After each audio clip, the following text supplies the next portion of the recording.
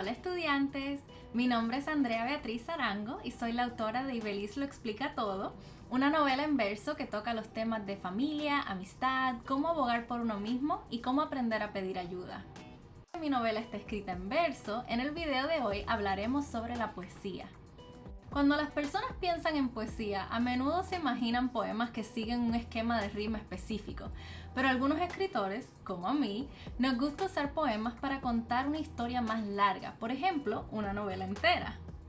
De contar historias es en lo que nos vamos a enfocar hoy, mientras respondemos la pregunta, ¿cómo usan los escritores la poesía para contar una historia?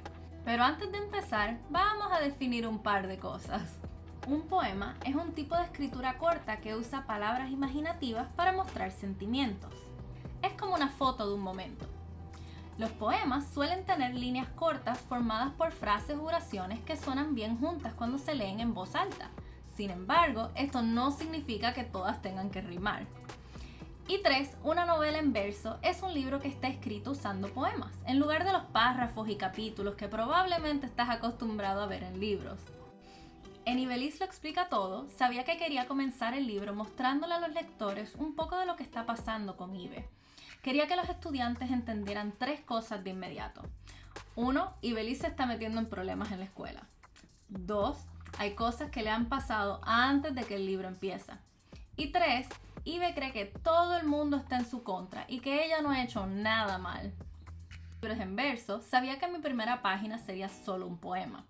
No son muchas palabras, así que decidí comenzar con un momento que, con suerte, mostraría las 3 cosas que quería que los lectores supieran sobre Ibeliz. ¿Listos?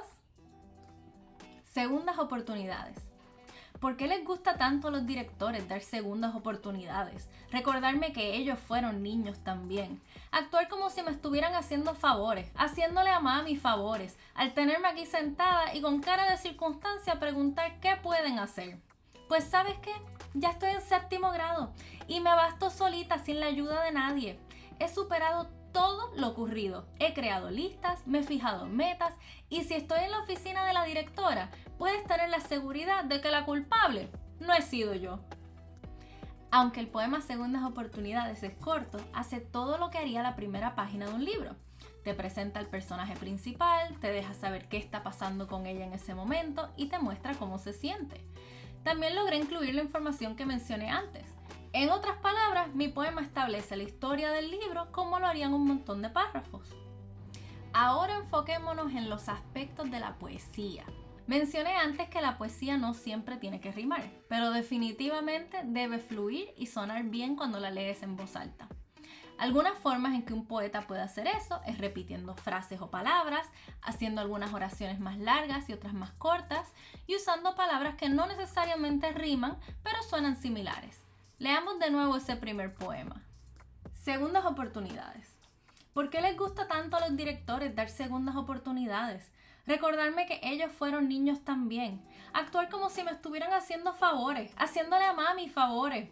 Al tenerme aquí sentada y con cara de circunstancia, preguntar qué pueden hacer. Pues ¿sabes qué? Ya estoy en 7º grado y me basto solita sin la ayuda de nadie. He superado todo lo ocurrido. He creado listas, me he fijado metas y si estoy en la oficina de la directora, puedes tener la seguridad que la culpable no he sido yo. ¿Puedes encontrar algunos ejemplos de cosas que hacen que este poema suene bien? Estamos buscando palabras que riman, palabras que suenan similares, palabras repetidas y líneas largas y cortas.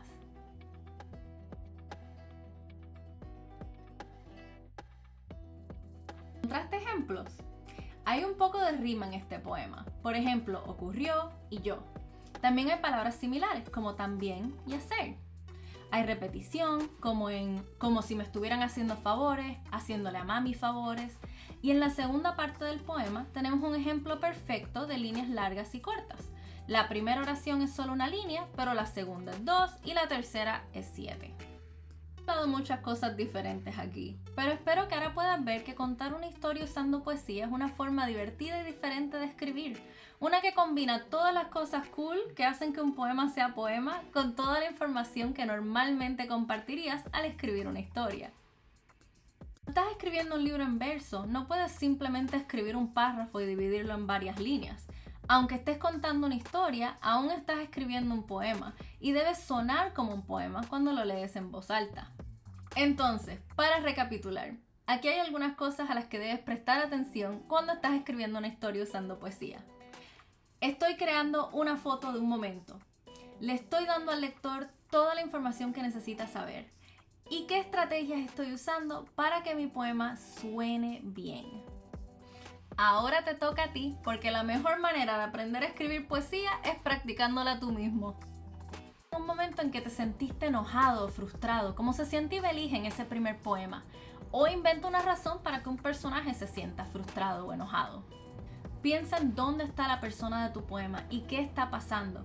Piensa en cómo se sienten y si se sienten enojados o frustrados consigo mismo o con alguien o algo más. Escribe un poema que muestre ese momento de frustración o enojo. Puede ser real o inventado. Asegúrate de contar una historia, aunque tu poema sea corto, y de hacer que suene bien usando algunas de las sugerencias de las que hablamos antes.